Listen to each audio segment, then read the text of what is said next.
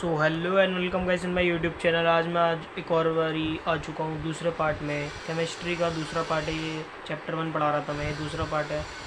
तो चलिए बिना टाइम वेस्ट किए हुए अपने वीडियो को स्टार्ट करते हैं। हमने स्किप किया था यहाँ पे मैग्नीशियम रिबन वाले पे, ठीक है। The magnesium ribbon which we usually as a coating of magnesium oxide on its surface which is formed by the slow action of oxygen of air on it.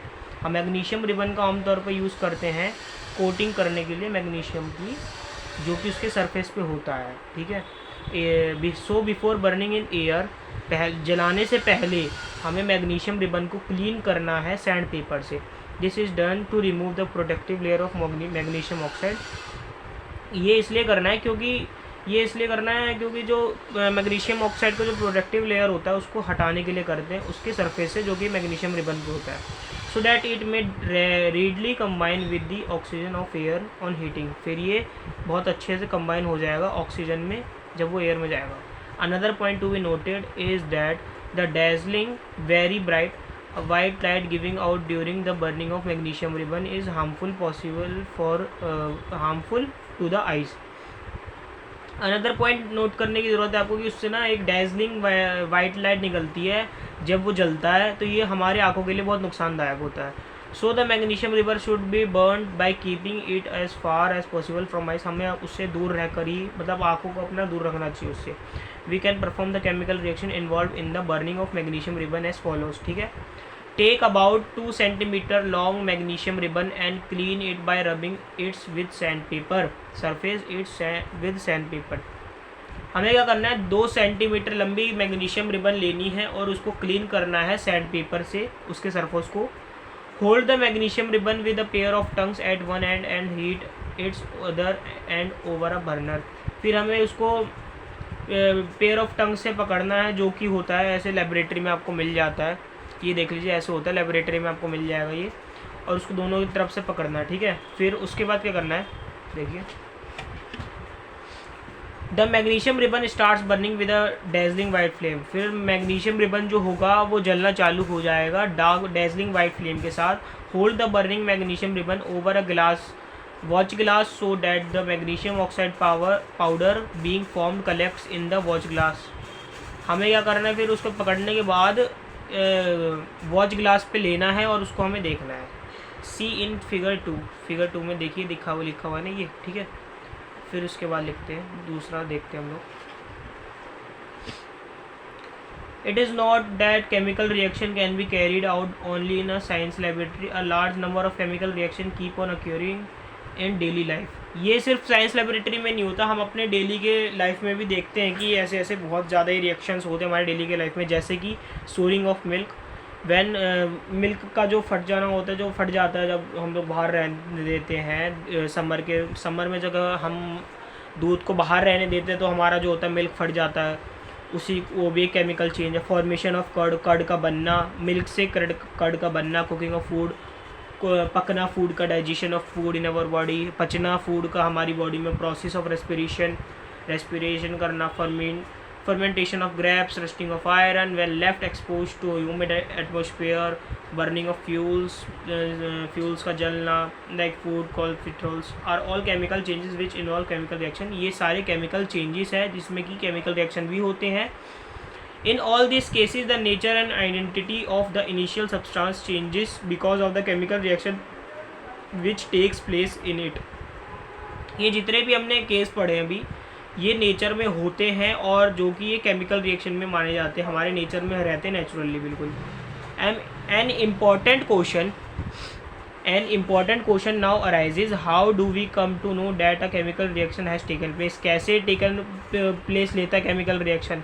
This will more clear from the following discussion to characteristics of chemical reaction। इसको पढ़ने के बाद हमें और अच्छे से clear हो जाएगा। चलिए पढ़ते हैं। Characteristics of chemical reaction।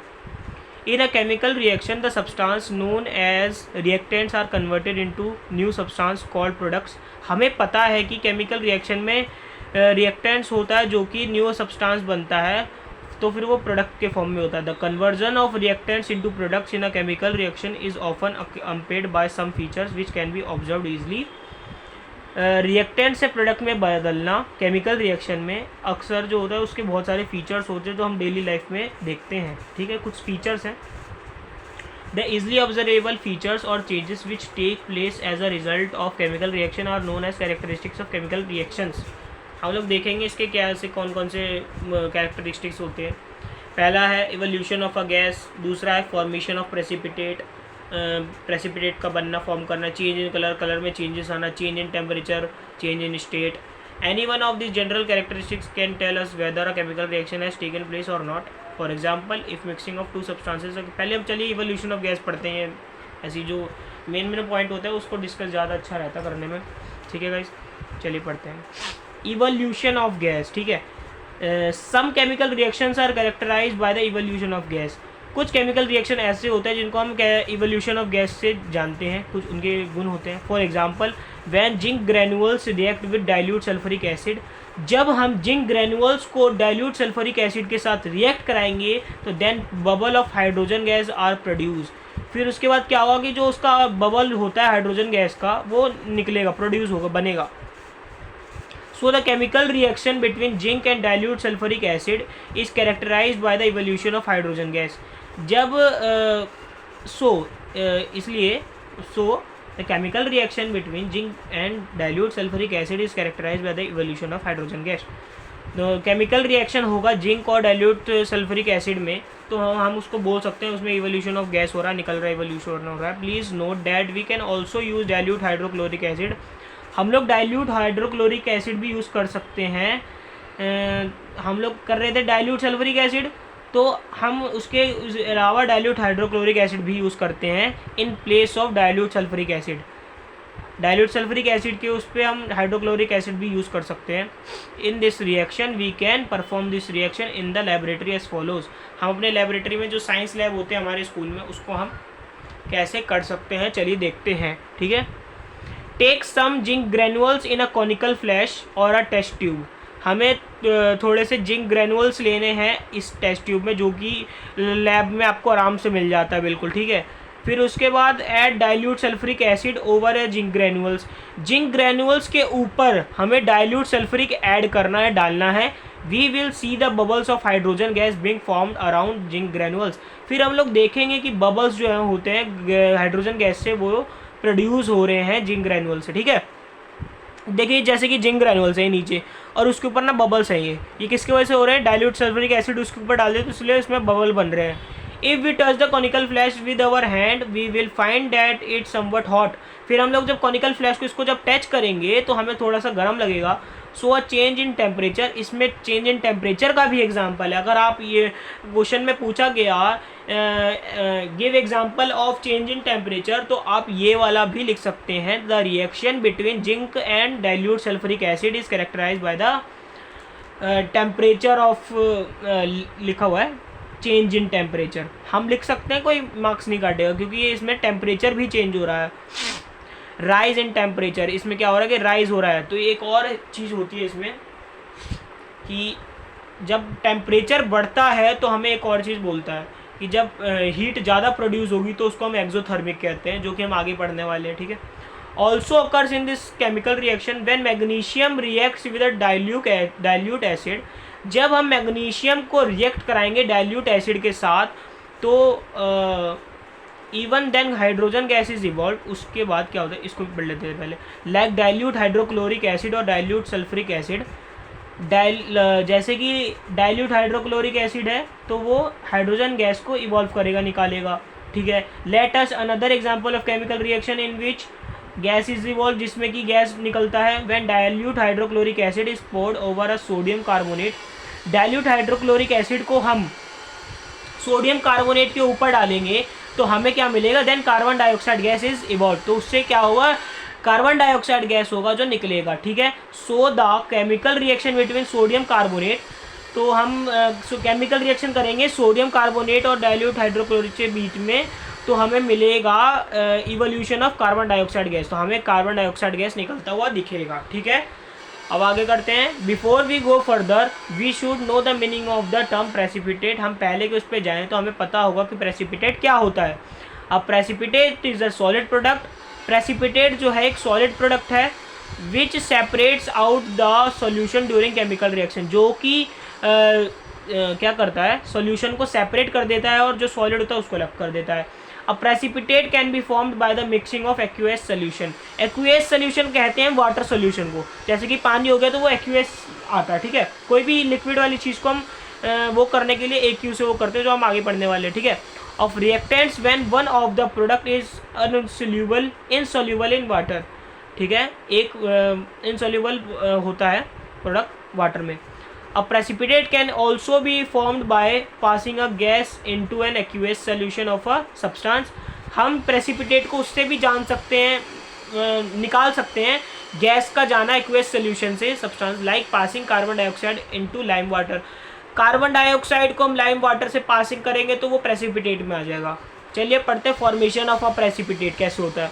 Some chemical reaction are characterized by the formation of a precipitate. कुछ केमिकल रिएक्शन ऐसे होते हैं जिनको फॉर्मेशन ऑफ प्रेसिपिटेट से जानते हैं। For example when potassium iodide solution is added to a solution of lead nitrate, जब हम पोटेशियम आयोडाइड को किसमें, लीड नाइट्रेट के उसमें ऐड करेंगे तो then a yellow precipitate of lead iodide is form. तो फिर उसके बाद क्या होगा, येलो प्रेसिपिटेट हमारा फॉर्म करेगा। चलिए नेक्स्ट देखते हैं, हमारा फॉर्म करेगा, देख लीजिए मैंने बोल दिया। Does the chemical reaction between potassium iodide and lead nitrate is characterized by the formation of a yellow precipitate of a lead iodide. ये इस साल के पेपर में भी आता, क्या नाम है, 2022 के पेपर में जो हुआ है हमारा इस बारी का बोर्ड, कि हमारा क्या कौन सा फॉर्म करेगा। तो हमारा येलो प्रेसिपिटेट आना था, उसमें एमसीक्यू में आया था शायद, एक इसमें आया था, देख लो। तो ये एनसीईआरटी में भी दे रखा है, तभी इसमें आया था वो, ये एनसीईआरटी का है बिल्कुल। Take some lead nitrate solution in a test tube, थोड़ा सा हमें टेस्ट ट्यूब में लीड नाइट्रेट सोल्यूशन लेना है। Add potassium iodide solution to it, हमें उसमें पोटेशियम आयोडाइड सोल्यूशन को रखना है, डालना है, मतलब ऐड करना है। A yellow precipitate of lead iodide is formed at once, yellow precipitate is एक बार में फॉर्म करेगा। अ चेंज इन कलर, जो कि एक चेंज इन कलर में भी आता है, कलरलेस से वो येलो में गया, तो ये ना चेंज इन कलर का भी एक एग्जांपल हो गया। हमने पहले वाले में देखा था कि चेंज इन टेम्परेचर का भी हम लोग देख सकते थे। ये देखिए इवोल्यूशन ऑफ गैस में आपने ये देखा था, जिंक ग्रेनुअल जो होता है कि उसका बीकर हो जाता है गर्म, तो ये चेंज इन टेम्परेचर के लिए भी आप यूज़ करते हैं इसका एग्जाम्पल। और फॉर्मेशन ऑफ प्रेसिपिटेट में इसका भी हम लोग कलर, चेंज इन कलर में भी आप लोग यूज़ कर सकते हैं। आपको याद रहे हो तो ये भी डाल सकते हो, कोई दिक्कत नहीं है। आप चेंज इन कलर का भूल गए तो ये डाल देंगे तो मार्क्स मिल जाएंगे आपको। Some chemical reaction are characterize by change in colour, कुछ केमिकल रिएक्शन ऐसे होते हैं जिसमें कि कलर ही चेंज हो जाता है। For example when citric acid reacts with potassium permanganate solution, जब हम सिट्रिक एसिड को रिएक्ट कराएंगे पोटेशियम परमैंगनेट सोल्यूशन के साथ, तो उसके बाद then the purple color of potassium permanganate solution disappears, it becomes colorless। जो फिर पर्पल कलर का पोटेशियम परमैंगनेट सोल्यूशन होगा वो अपना कलर चेंज करके कलरलेस हो जाएगा। So the chemical reaction between citric acid and purple coloured potassium permanganate solution is characterized by change in colour from purple to colourless. फिर हम लोग कह सकते हैं कि जब केमिकल रिएक्शन होगा कि सिट्रिक एसिड फॉर्म करेगा कलरलेस में, पर्पल से कलरलेस में फॉर्म करेगा एंड पर्पल कलर, ठीक है। अब इसको हम लैब में करते हैं। Take some dilute potassium permanganate solution in a test tube, थोड़ा सा हमें डाइल्यूट पोटेशियम परमैंगनेट सोल्यूशन लेना है टेस्ट ट्यूब में, जो कि पर्पल कलर का होगा। Add lemon juice to it dropwise with the help of dropper, हमें लेमन जूस लेना है, नींबू जो होता है उसका juice, with the help of dropper की सहायता से, and shake in a test tube, फिर उसको शेक करना है टेस्ट ट्यूब में। The purple colour of potassium permanganate solution goes on fading and ultimately it becomes colourless. फिर हम जब पर्पल कलर का पोटेशियम परमैंगनेट होगा वो कि कलरलेस हो जाएगा उसको जब हम शेक करेंगे, ठीक है। तो चलिए अब नेक्स्ट पार्ट में मिलते हैं, वीडियो ज़्यादा बड़ा नहीं होना चाहिए। So bye guys, please share and like my video.